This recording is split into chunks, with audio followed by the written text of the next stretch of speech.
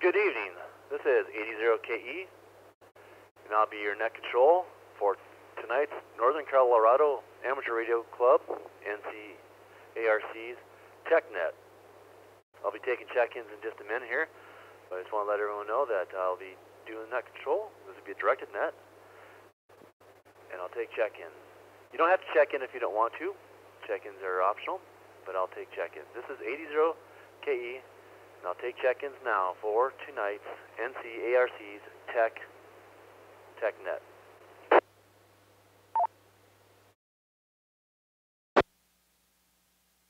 This is Kilo Echo Zero, Lima Charlie Kilo, KE0LCK, the other Mike from Windsor. Whiskey 2, Mike India Charlie, Mark Loveland. November 1, Romeo Delta Charlie, Ryan in Loveland. Kilo Alpha 6, Echo Tango Echo, Jim in Loveland.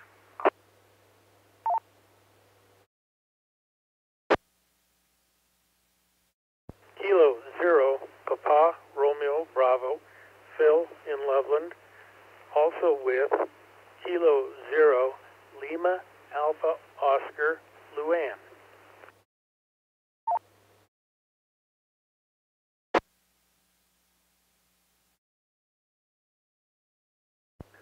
Alpha.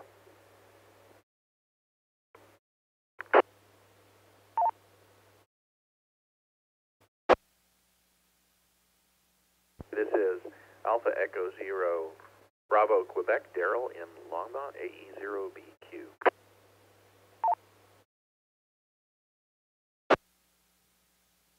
A4NYN Charlie, Coal Creek Canyon.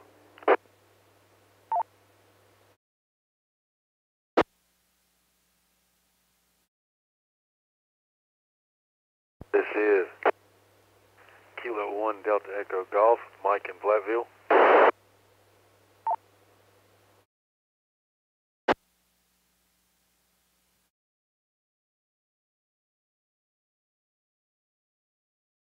Okay, let's pause there for a second. I got Kilo Echo 0, LCK, Whiskey 2, Whiskey 2, Mike India Charlie, November 1, Romeo Delta Charlie, Kilo Alpha 6, Echo Tango Echo, Kilo 0, Papa Romeo Bravo, Kilo 0, Lima Alpha Oscar, Alpha Echo 0, Bravo Quebec. The station in November Yankee November, I didn't get the first part of your call sign. I'm going to come back to you, but I also got Kilo 1 Delta Echo Golf. So that's what I have so far, but can that station ending November Yankee November out of Coal Creek, can you come back with your call and make sure I got that correctly?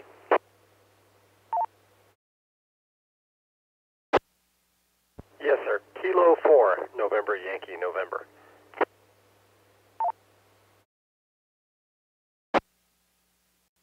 Copy on that. Kilo 4, November Yankee November. Did I get everyone else in there correct?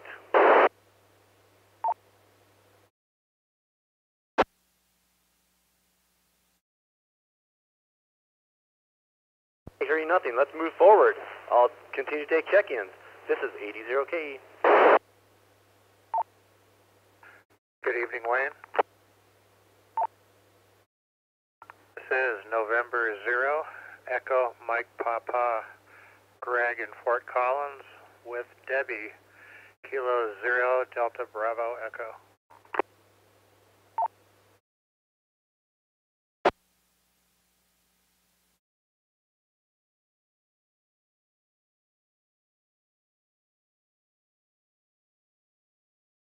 W0ASP, Whiskey 0 Alpha Sierra Papa, Terry in Berthoud.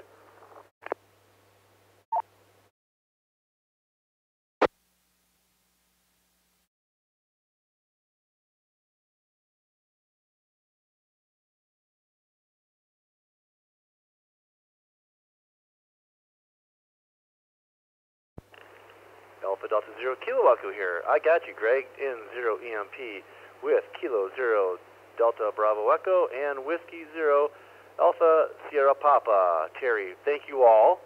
I'm going to go one more round for check-ins here, and again, it's optional, but I'll go ahead and let it set for about 15 more seconds if anyone else wants to check in.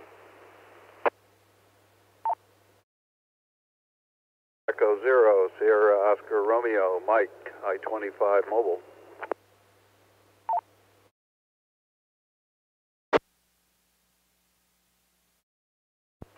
This is Alpha Echo 0, Charlie Foxer, Ben Fort Collins.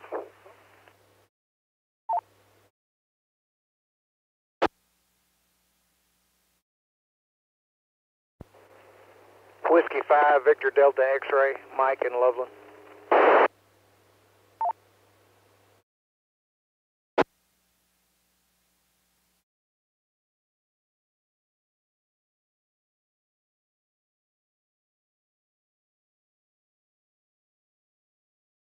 Sounds good. I didn't catch that. I believe I got a Kilo Echo station with the Sierra 0 mic on I-25. That I didn't get that whole call sign. Can you come back with yours again? Echo 0, Sierra Oscar Romeo. Kilo Echo 0, Sierra Oscar Romeo. That was cutting off in the first part of it, but I got it now, Mike. Thank you.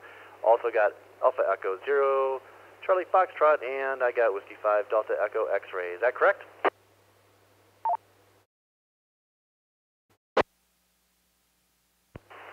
Whiskey 5, Victor Delta X-Ray, Mike in Loveland.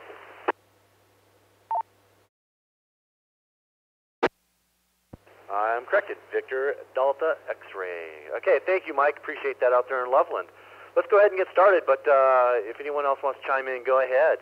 And I'll just be the net tonight, and I appreciate that's a good number of check-ins. Happy Monday. I would like to talk about or present go boxes or lightweight operations tonight, and if that's a topic of interest, let's get started. Does anyone have want to start out on that? Please go. K4NYN.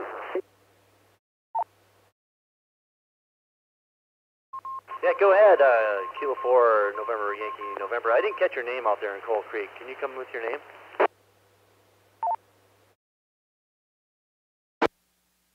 Yeah, name here is Charlie, and this is great timing. I've actually been doing a little bit of research on the, I think it's pronounced Leixen, L-E-I-X-E-N, model VV898, the backpack model, which I think they put like an SP or something on the end of it. I'm sure everybody's familiar with the basic concept of the little Leixen VV898, which is just a little dual bander, technically a quad band, but transmit on two bands, 70 centimeter and 2 meter. And it's a 25 watt radio, decent little cheap mobile rig, but I don't know if anybody has any experience with it. They built a backpack radio, kind of a go box all-in-one unit a while back.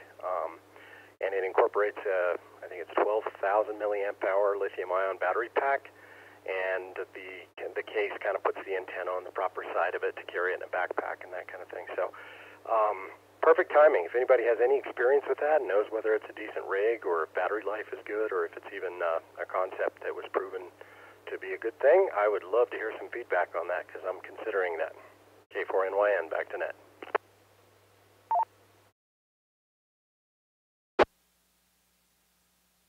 Yeah, thanks, Charlie. I haven't heard anything about that, but the backpacking piece sounds like a pretty interesting situation there. Who else has had some information can give Charlie some good advice on that one? Go ahead.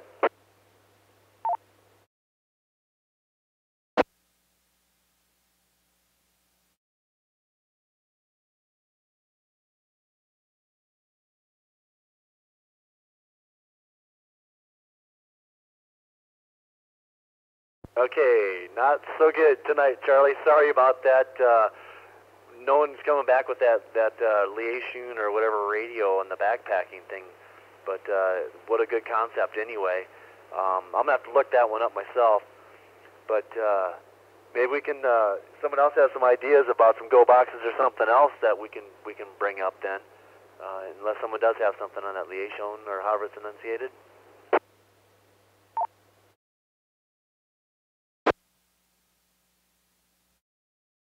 CK?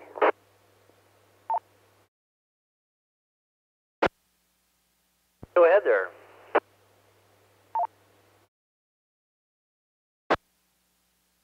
Yeah, this is KE0LCK. Thanks for taking the net this evening, Wayne. I have two that I have operational.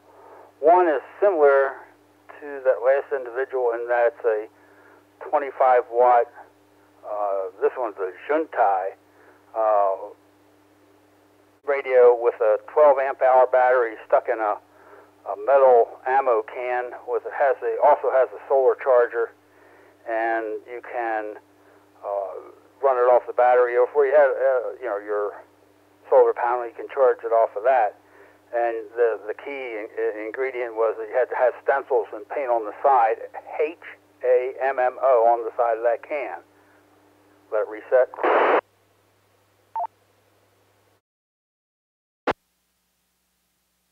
The second one, and it's a little more complicated, was my HF, well, actually it's HF, it's an 817 radio that has HF and UHF, VHF in it, that I put into a plastic ammo crate. So it's 14 by 13 by 7 approximate size. And I use the 1.2 volt AA batteries from Amazon that are nickel metal hydride. And when you put 8 in a pack and you have 4 packs worth, you can keep it in parallel with 9.6 volt and get up to 96 amp hours for battery. Along with that, I built a frame so that it not only can fit into the box, but when it can be pulled out entirely with the radio, the MFJ tuner, a 40-watt amplifier, and an Ace laptop along with my Signal-Link USB sound card so that I can do different digital data modes. So this is what I use on field day, and it works out pretty good. And then I have a Nagoya 771 dual band antenna I can put on. So this is a little heavier at about 10 pounds. The ammo cans is probably about 5. If there are any questions or comments, please come back.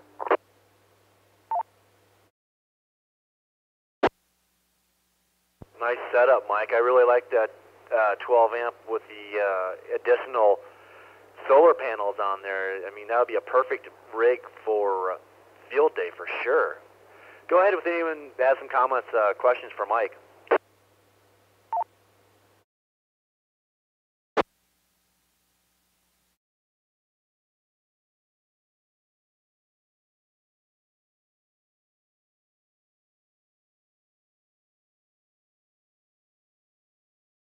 Okay, hearing nothing, but I really like that. You got 2 different good setups there, Mike. That appreciate the comments on that one there.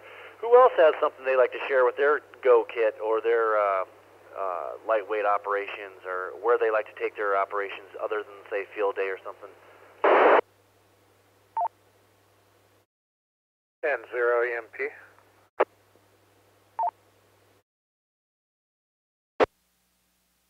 Go ahead, Greg. Yeah, last year I was looking for a lightweight HF plus 6 meter transceiver that was capable of 100 watts if need be. Excuse me, I had to clear my throat there. So I was looking at size, weight, receive current draw. I wanted low current draw and receive, and again lightweight, and capable of 100 watts if need be. And I settled on a Yaesu FT891 which weighs just over 4 pounds, and again is capable of 100 watts if you need it. And I mounted that on an 8.5 by 11 inch polyethylene cutting board that I found at Walmart, and I built a little cage around it with PVC pipe and pipe fittings. I'll let this reset.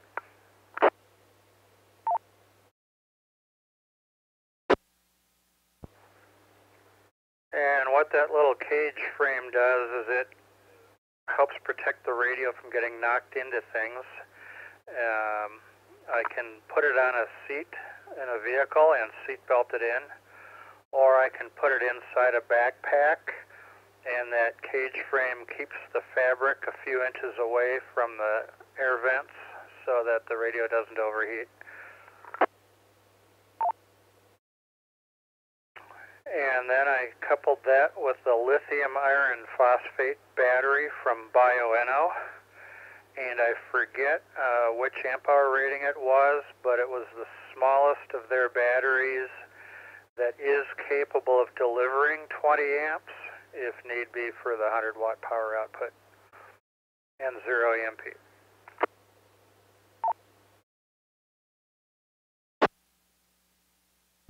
Thanks, Greg. What a set. I'd like to see that sometime. I don't know if you got some pics or anything like that, or maybe sometime we get together. I'd like to see that set up. And then I had a question. The Bioenno, is that where are you getting your battery from? Where's that at? Is that you got a website or something for that? Yeah, it's Bioenno, Bioenno. I think their owner's a ham. I forget. They're in the U.S. I'm in Florida or where they are, but they're very ham-friendly either way. And they specialize in lithium iron phosphate batteries, which are a little bit heavier than lithium ion, but they don't burst into flame nearly as easily. And the batteries that he sells have a built-in charge controller and battery management system to keep all the individual cells in the battery leveled out when it charges and discharges. So given what you get as far as technology in the battery, it's worth the price, I thought, versus building your own battery out of individual cells and putting a charge controller on it.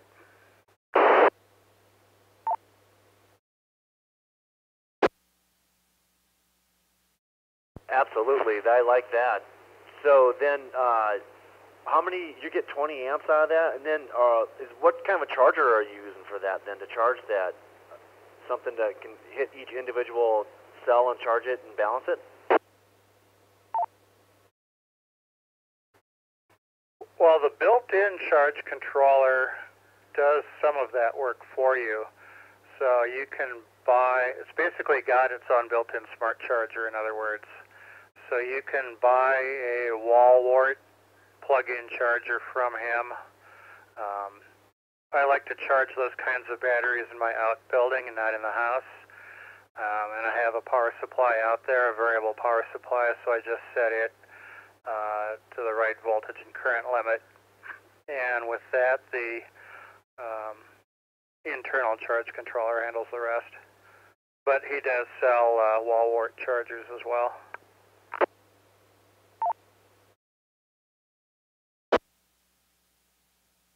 Awesome. Appreciate that. Anyone else have some comments for Greg on that setup? Question from LCK.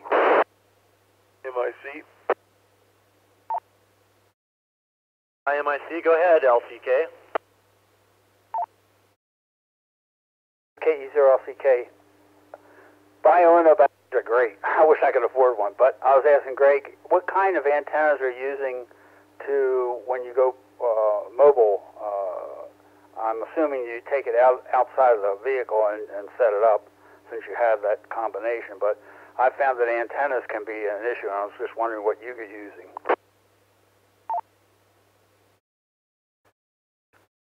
I like to drive to a location and then park and then set up stationary, so it's like mobile stationary. And I've got a bag of those 4-foot-long fiberglass poles, the military ones that you always see at ham fests. They're intended for setting up camouflage netting. I'll take 4 or 5 of those to set up a mast. And my favorite antenna, if I don't have to carry it in a backpack, but if I can have it in a vehicle, is a pair of folded dipoles connected to one feed point. So they're 2 inverted V's, cut for 80 meters and 40 meters, and fed at the apex of that mast. And that way they act as guy lines for the mast as well as antenna elements. And it will tune up on 80, 40, 20, and 10.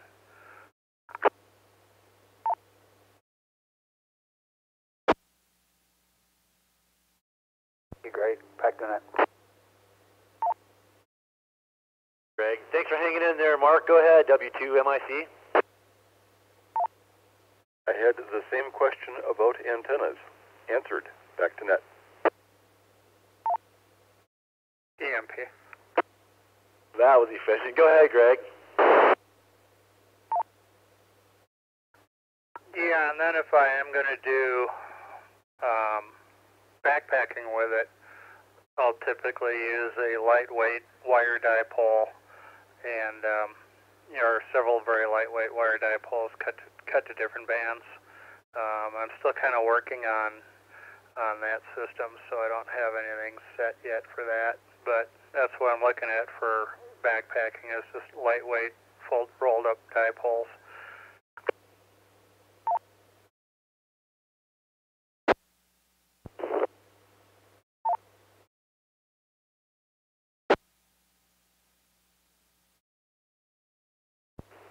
Yeah, that's the portable stuff is of course a big interest for me. I always like that kind of stuff. Was there another station that just tried to chime in? Go ahead.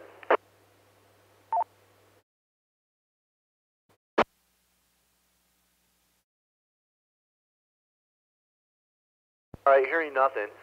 Is there anyone else out there that wants to share what they have out there for Go Box or lightweight operations?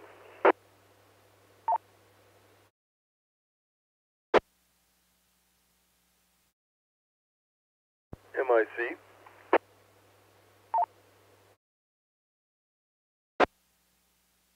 Mark, MIC.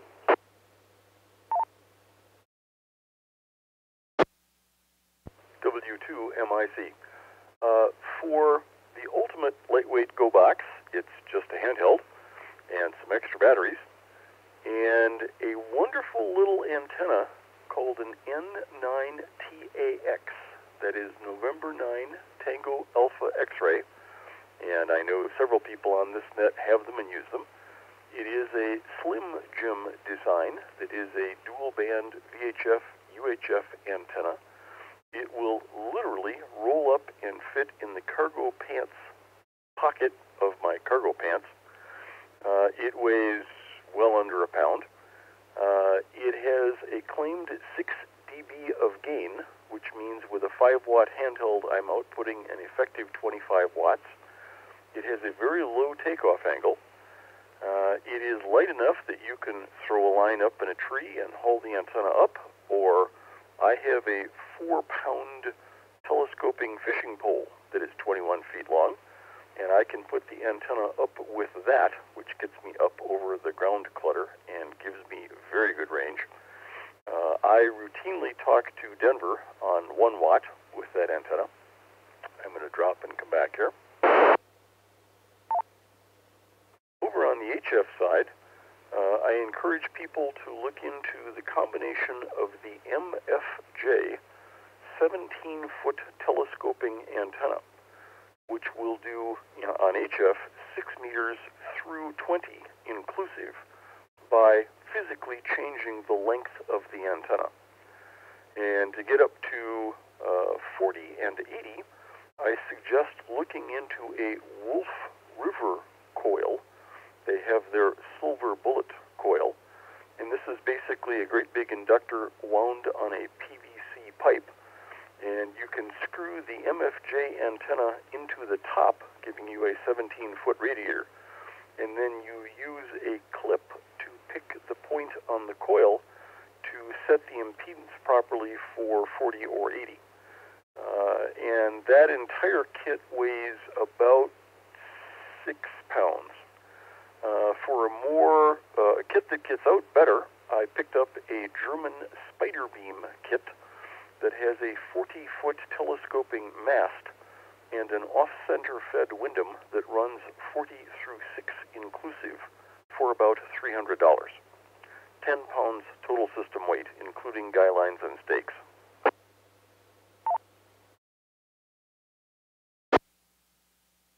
That's great options. You know, one thing that really caught my ear, Mark, there is Loveland to Denver on that November 9 Tango Alpha X-ray antenna system on 1 watt. That's impressive. That's the kind of stuff that really gets me excited about ham radio. And wow, all those other options. That's a lot of good options. Does anyone else use some of those other antenna systems that Mark's talked about? Go ahead.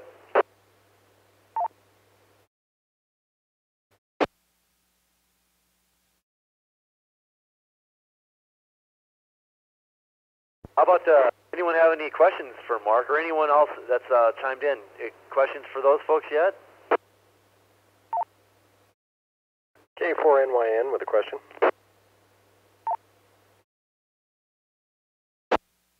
Go ahead, Charlie. K4NYN.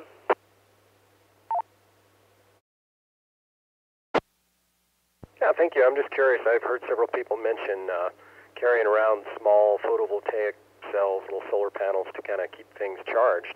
I'm wondering how big of one you need to put some juice back into a handheld or maybe one of the little portable rigs like I was talking about. Is it like the big 3-foot jobs or just like a foot square, or what's it take and how much impact does it have while you're using the radio?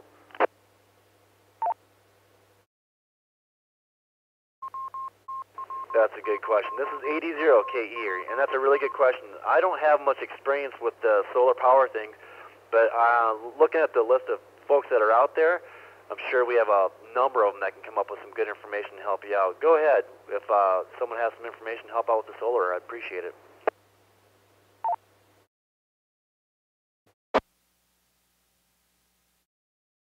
CK. Kilo Echo Zero, LCK, go ahead.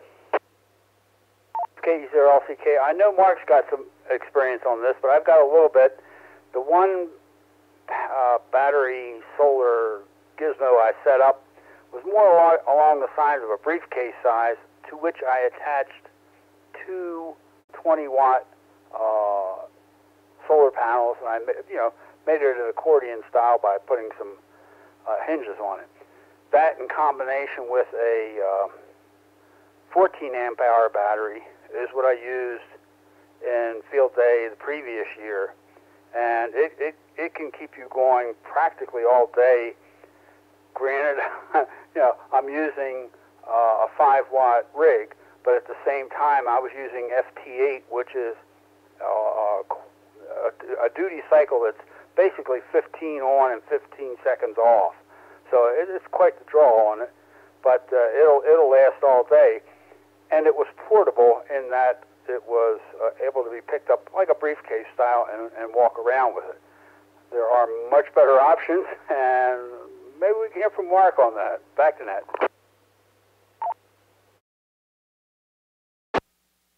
Okay, no pressure. Thank you, Mike. Appreciate that. No pressure, Mark. You care to comment?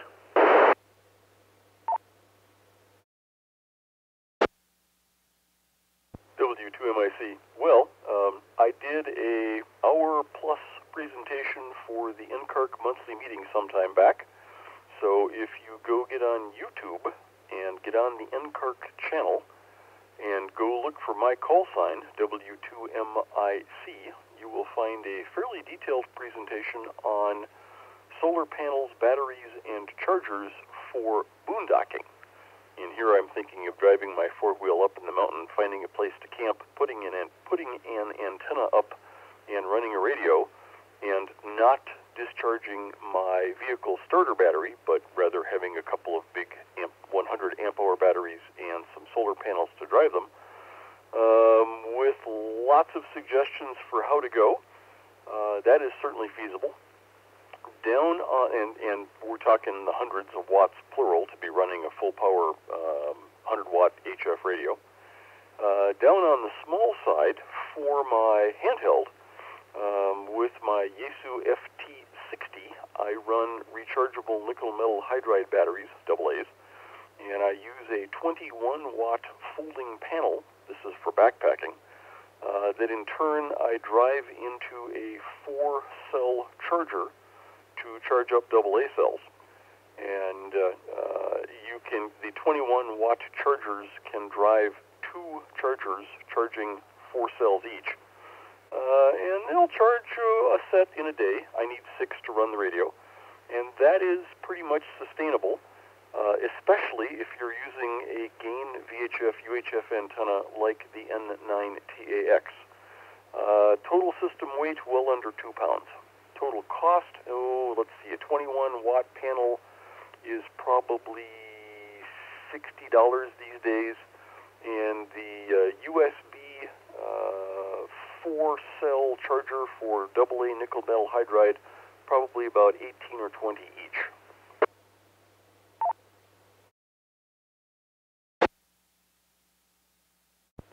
Very nice, Mark. I appreciate that, and thanks for the pointer out there to the NCARC website and all the presentations, and specifically yours on the boondocking battery things. That was a good presentation. Charlie, did that help answer your questions? You got some more questions? Go ahead.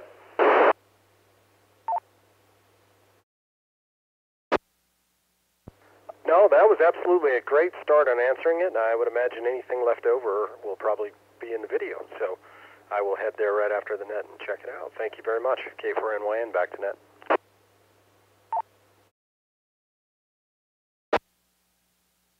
Yeah, thanks, K4NYN. Yeah, I have no experience with the charging in the boondocks like that, so I did pick me up a Goal Zero, or is that what it is? Goal Zero briefcase style. I'll be using with my RV over the summer, but I haven't tested it yet, so I'm not exactly sure how that thing's going to work. But I really am interested in that little 20 watter that you have there, Mark. That's a pretty good deal there for the backpacking piece of it, for sure. Anyone else want to comment on something related to this ultralight or lightweight go boxes, whatnot? Go ahead.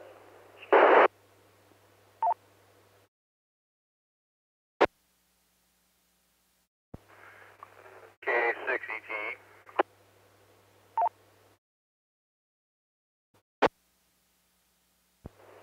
KA6ETE. Jim, go ahead. Yeah, I got a couple things. Well, what I have for go box radios, and first I'll start with the charger, the solar charger that the last guy was asking about for HTs. Last year I actually went on Amazon and bought a little battery pack solar chart that does has the solar panel built right in onto it for charging. That is a 24,000 milliamp hour battery, weighs about a pound and a half maybe. Has plenty. I use my HT all day, charge it overnight, and then the following morning get up, use my HT again, and hang the charger on my backpack as I'm walking, and it's completely charged back up by the end of the day. Also has a flashlight on it, which comes in handy. I'm gonna let this drop real quick.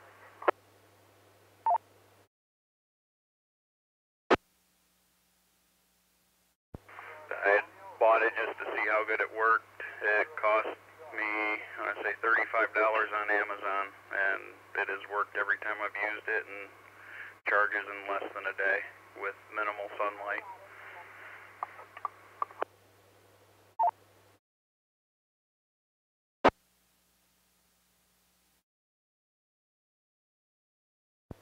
Thanks, Jim. What HT are you using to charge them?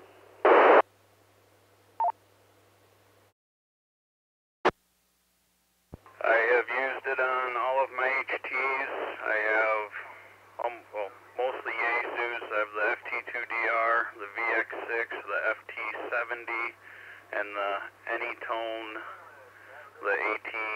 878 UV.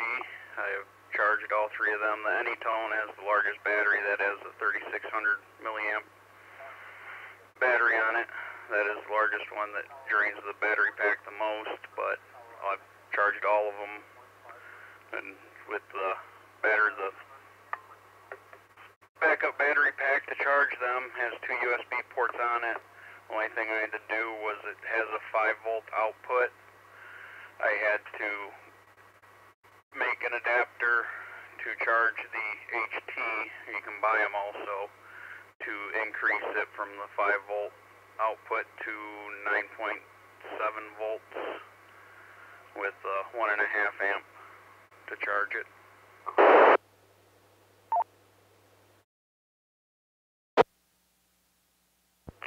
Perfect. I like that. Thank you. That's really helpful.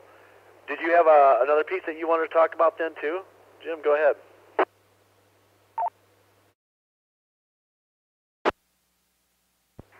Yeah, right now I currently have 2 Go boxes. I have one that has the Yaesu 8900 quad band. I mainly built because of the crossband capabilities of the radio. I just got the boxes from Home Depot. They're weather tight. They're not waterproof, but they are weather tight.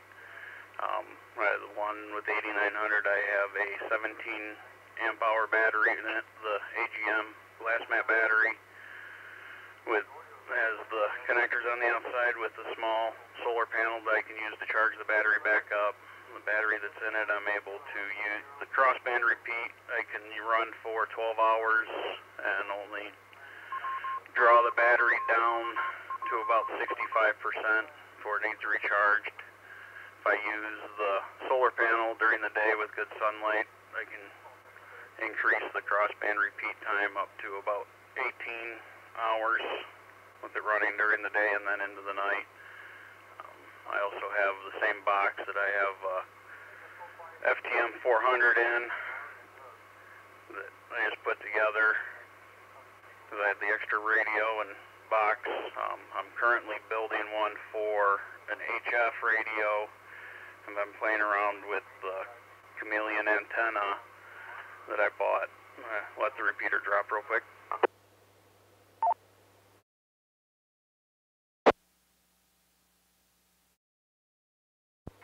Yeah, for HF, I have a 857D that I take out that set the antenna up with the chameleon antennas. They're CHA mill antenna. They're the hybrid. It has a 17-foot aluminum mast that collapses down to 2 foot long. The entire antenna weighs about 4 pounds. Operates from 6 meter up to 160. I've had very good luck with it on 20 meter, 40 meter, and 80 meter. 160, the SWR it's tolerable, usually around 1.8 to 2.2, and so it's at the upper edge of where the antenna would be functional. But 20 meter, 40 meter, about a 1.5, 1.4 SWR on it, and uses the internal tuner on the radio. But that antenna set up for the hybrid version with the mast and the whip and the whip extension. You're up around $600.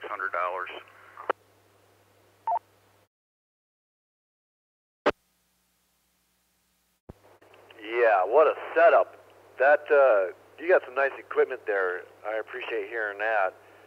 I'm going to open it up, see if anyone has some questions for you there on that or comments on that. Go ahead, please.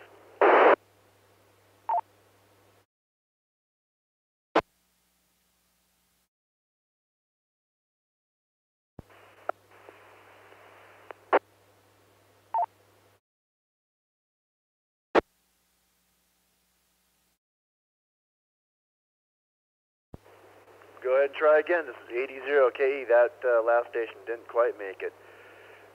Anyone have some comments for all that fun stuff that Jim's got there? Kilo Alpha 6 Echo Tango Echo, go ahead.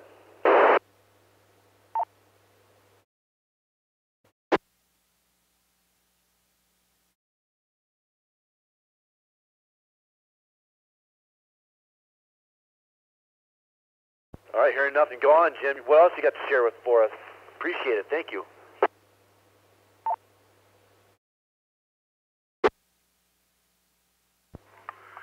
It's about all. Like I said, I'm working on putting a box together for the HF radio, just to keep everything contained instead of having it loose. Plan on, I think it was Marty was saying, going out with the 100 amp hour battery, the solar panel, and that's not going to be something that's going to be usable with a backpack, but I spend a lot of time in the mountains with my truck, and I had multiple Jeeps in the past, go out camping out in the boondocks, getting away from everyone, so that'll be what that's for.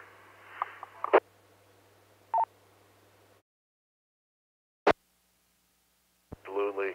Yeah, I really like that antenna setup, the aluminum one that breaks down into 2 feet and can run all the way up to 20, 40, 60, 80 meters, and you said even 160. That's pretty impressive antenna. A little good price tag to it too, but sounds like that'd be a lot of fun. Yeah, I mean, I've been having a lot of fun playing with it. I mean, I've contacted pretty much coast to coast on the U.S. From obviously up in elevation, I mean, but it's performed very well, and what I like, it has multiple configurations to where you can use it as a vertical. You can set it up as a dipole, NBIS. You can use just the counterpoise wire as a sloping wire. I mean, there's, I think, 8 or 9 different configurations you can set it up in, depending on what type of communications you want to get out.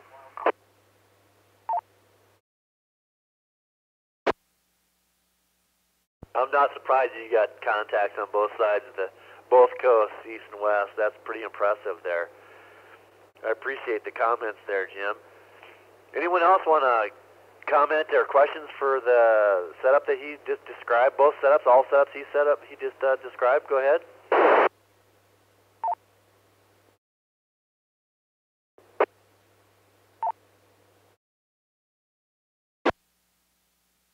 And I'll also open it up for anyone have any more comments or any comments regarding their setups, their go boxes, their lightweight operations, where they like to operate.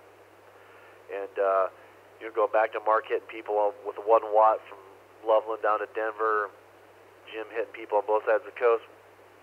That's the kind of stuff I like to hear. Anyone else got some comments regarding some contacts they've made with their portable systems? Go ahead. MIC again. MIC, go ahead.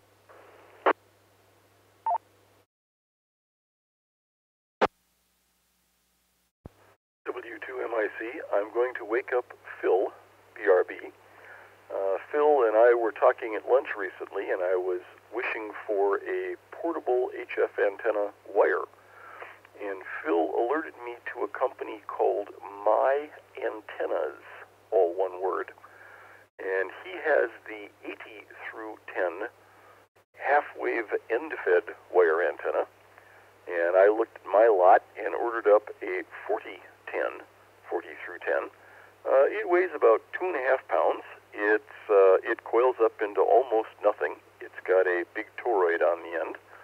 And the real advantage is it's very lightweight, it's very easy to run.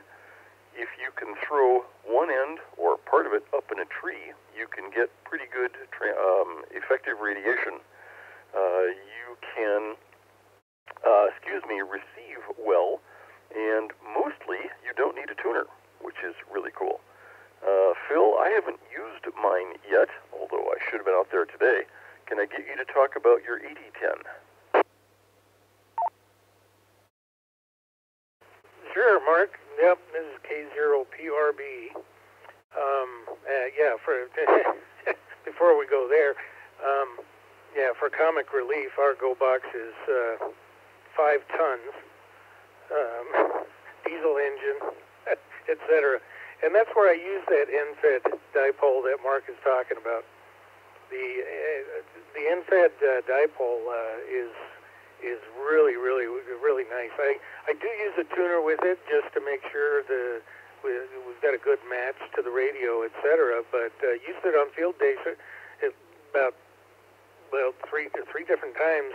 No, twice on field day, and then a couple times just out and about. We were down south Colorado, and we were running off of solar for 9 days. No problem whatsoever with that. But nonetheless, that myantennas.com, I had originally looked it up, and yes, it essentially, if it's set up properly, you don't need a transmatch. Reset.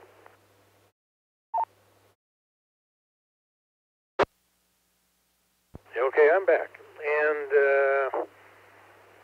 yeah. Well, getting back to the Go Box, I've got, I can carry 6 solar panels, transportable. They're not portable, they're transportable. They're each 200 watts, and I've got 2 MPPT controllers. And I can set them up in any configuration, whether they're in series, in parallel, a little bit of both. The 2 controllers I can switch back and forth between the 2 controllers. I can have 2 panels that are running on one controller, 2 panels on the other. Then I have knife switches that I switch over and can run all 4 off of either one.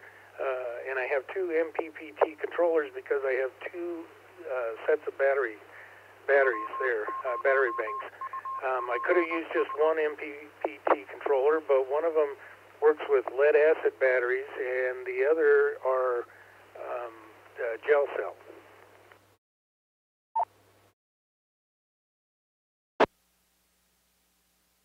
So that's a Go Box. I like that thing. I'd like to see that. I bet you got the kitchen sink in there too.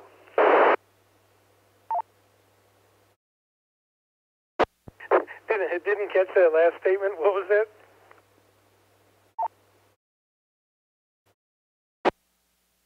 It was 80 KE, and I said I really like that Go Box.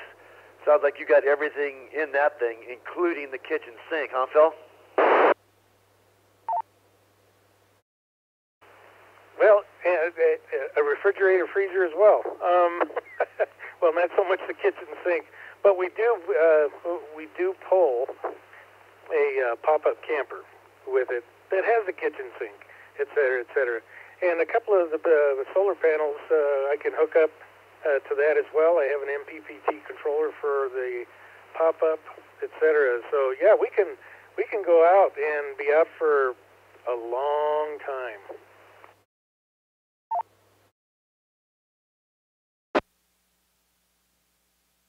How fun is that? Nice.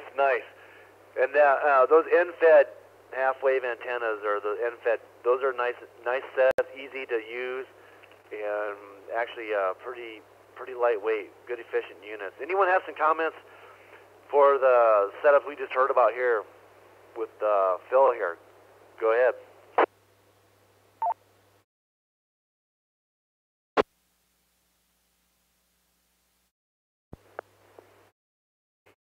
TNT with a comment.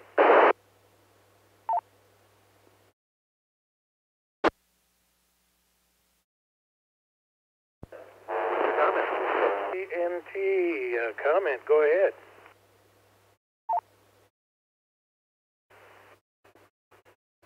General than specific, but this is the first net I've tuned into, thanks to my friend K0ARD, who bought me a membership to the club here. So thank you all for letting me listen in.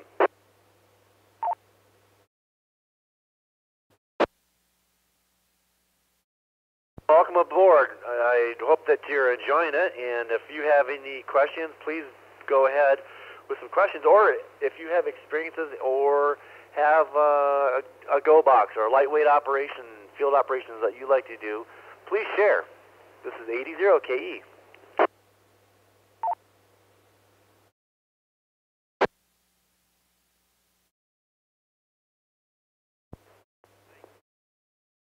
question might be about, the antenna on my FT60. Just heard mixed reviews about whether to replace the factory rubber duck or the Diamond 77 antennas, which seem to get a lot of attention.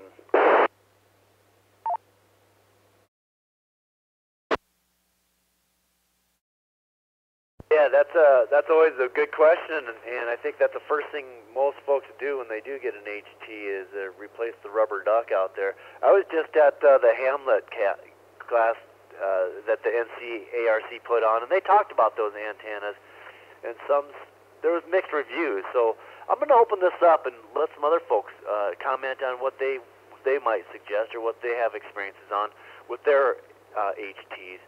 Go ahead, please.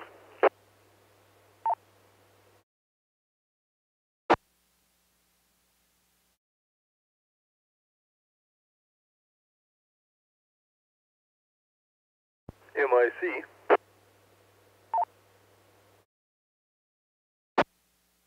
MIC, appreciate it, Mark.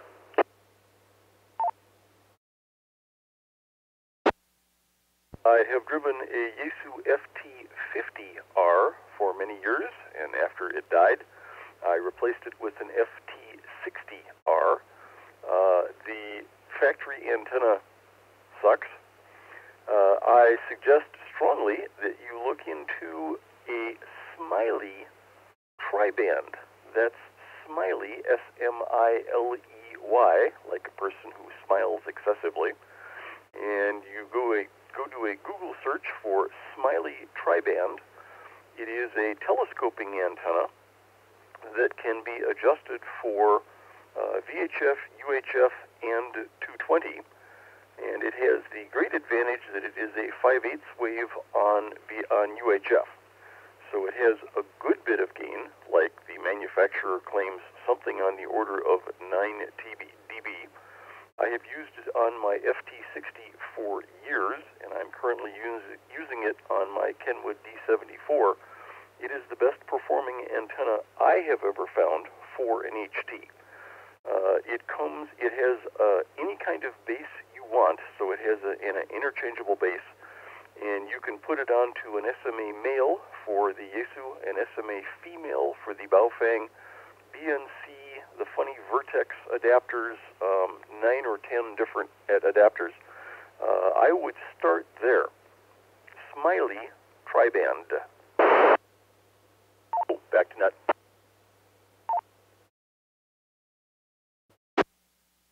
That's a good piece of advice. While I've never owned one of those, I have used one and gotten remarkable results with those things. What's the price tag on one of those right now?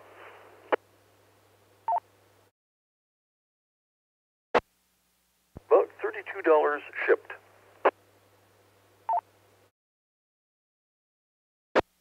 Including one base. Extra bases are $8 shipped.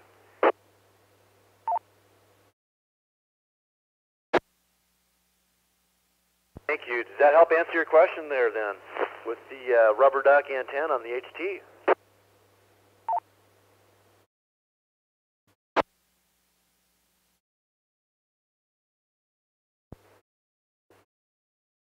TNP back again, and yeah, those are some great suggestions. Thank you all. I will take a look at the Smiley tri-band. I heard some comments about the Diamond 77 just saying that it always being extended is a great way to break it. So I appreciate your guys' help.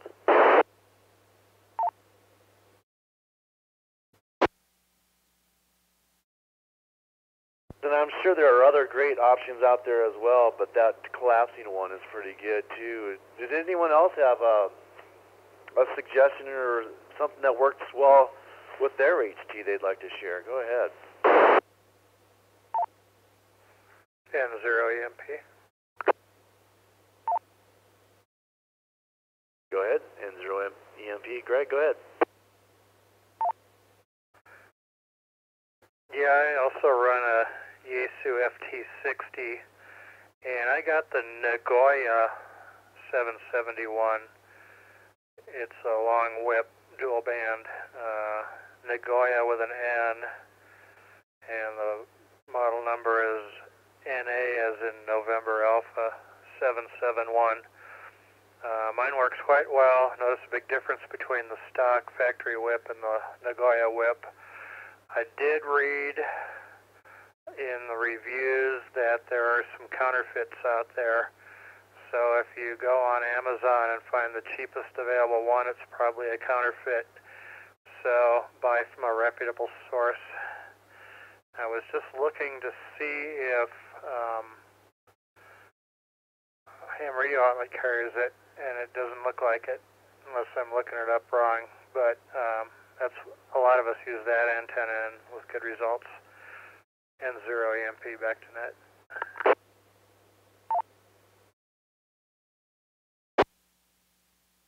See a lot of those around as well. That's probably the second most popular, if not right up there with the Diamond as well. Good piece of advice, Greg. Appreciate it. So, any other comments out there on some lightweight operations, go boxes, whatnot? MIC again. Go ahead, Whiskey 2, Mike, India, Charlie. W2 MIC. Well, we're talking about Go boxes, and I tend to run with a Go backpack or a Go waist pack with a 5-watt HT and some kind of an antenna. And I want to mention the superb Arrow antenna satellite beam breakdown backpacker. This is a beam antenna.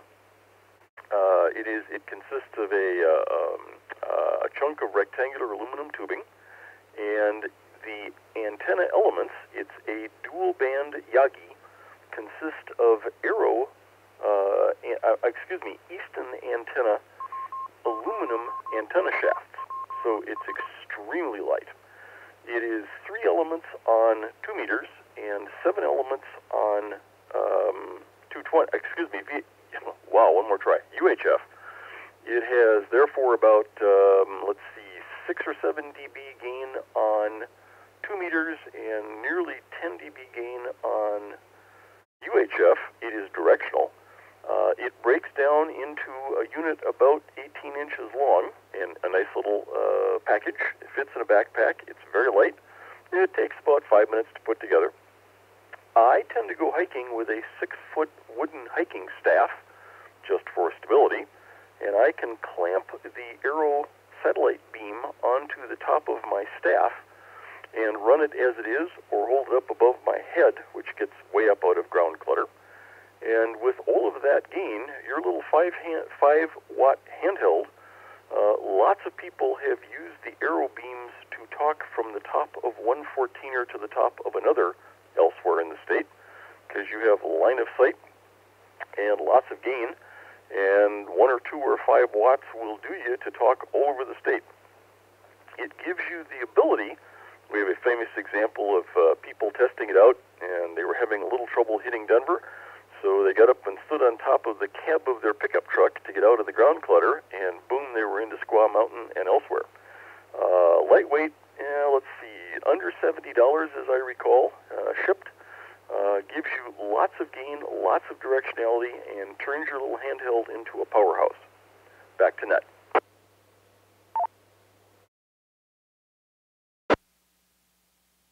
It's a great antenna.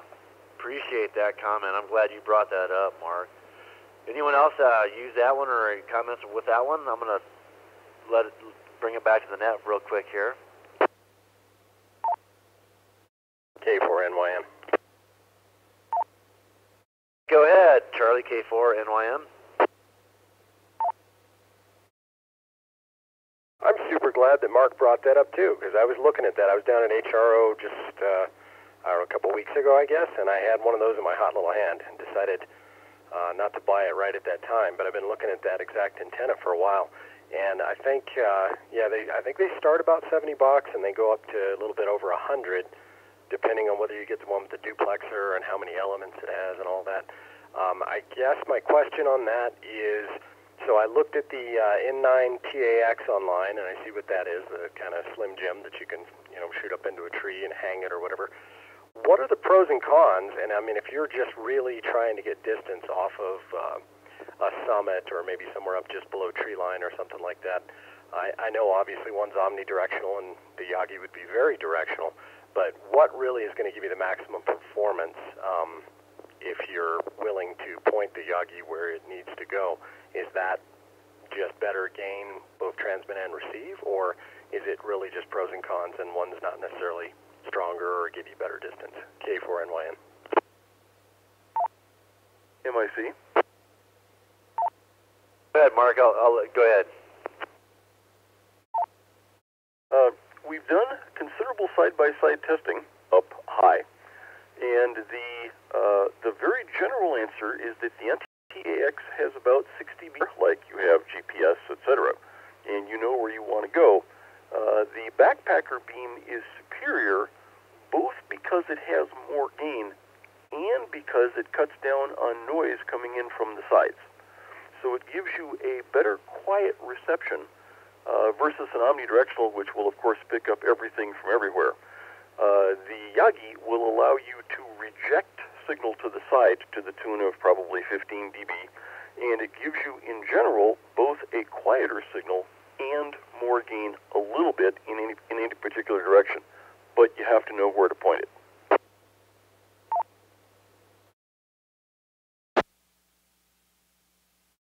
It is a good testimony, actually using the antennas and reporting back. So good piece of information, Mark.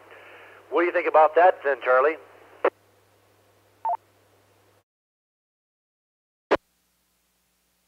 I think that's fantastic. The only bad part about that answer is I'm pretty convinced I probably need to buy both eventually, because I can absolutely see the merit of something like the Slim Jim type antenna that you can just stick in a pocket or something. But yeah, if you're trying to reach something, and like Mark said, if you know what you're trying to reach is and what direction, then the Yagi is clearly superior. I've also kind of been toying around a little bit with a homebrew Yagi that I built, trying to play with some satellites, amateur radio satellites, and that arrow antenna is the ultimate for that. From what I understand, it's just about as good as it gets. So the only bad news about that is I have to talk my girlfriend into letting me buy those, because she's already sitting here shaking her head as I'm talking about this. But thank you, Mark. That was very helpful. K4NYN, back to net. Most welcome. Great piece of advice there, Mark. And that's usually the case, right? Well, usually the answer is both. But Charlie, I also wanted to make mention to you, in terms of chasing satellites and doing that, the NCARC's website for the handheld, we've had a presentation that has been recorded that you can pick up on chasing satellites by N6UA, Doug. And he's done this for quite a number of years and done some videos for us. So if you're interested in learning a little bit more about that, at least through a video on our website, go ahead and check that out. And he's a good person, a good contact for that. So just want to throw that out there. And I'm going to let this drop for a second while I clear my voice. And I wanted to bring up one more thing.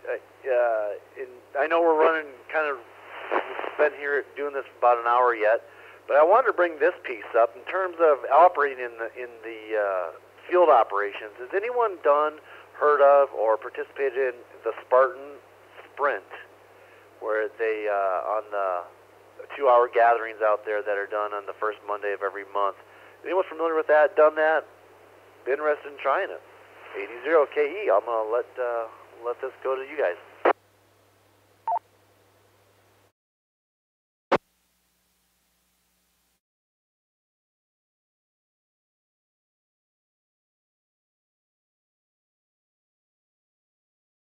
That was on the Spartan Sprint. If anyone's interested in it, I don't know. It's lightweight stuff. I'm kind of a minimalist, so I like to do that kind of stuff. But something to think about. Maybe a time for another one of these tech nets or something down the road. I think it's going to be another 5 weeks before I get back on when my turn comes up. or at least that's how it's kind of been scheduled. I'm open if someone else wants to pop in there and take the net for one of these tech nets in my spot or whatever, and that's all good with me, but I'm happy to do it as well. It's a lot of fun. You guys bring up a lot of good stuff. It's really enjoyable for me. Anyone have any comments they want to throw out there or talk about their systems, their setups? I'm going to let you guys have it before we, one more shot before we shut her down. Go ahead.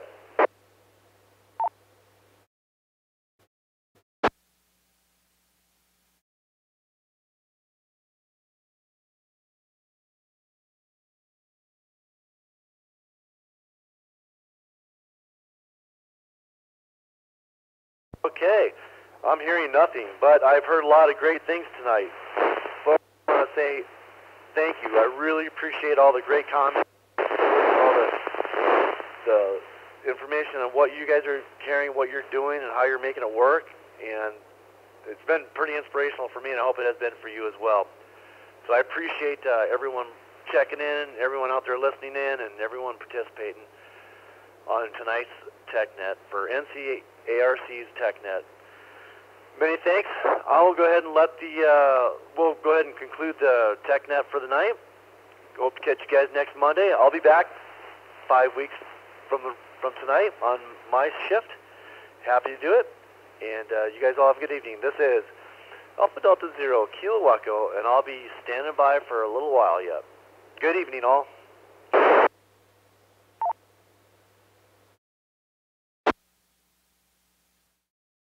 This presentation was brought to you by the Northern Colorado Amateur Radio Club. Thank you for watching, and don't forget to like and subscribe.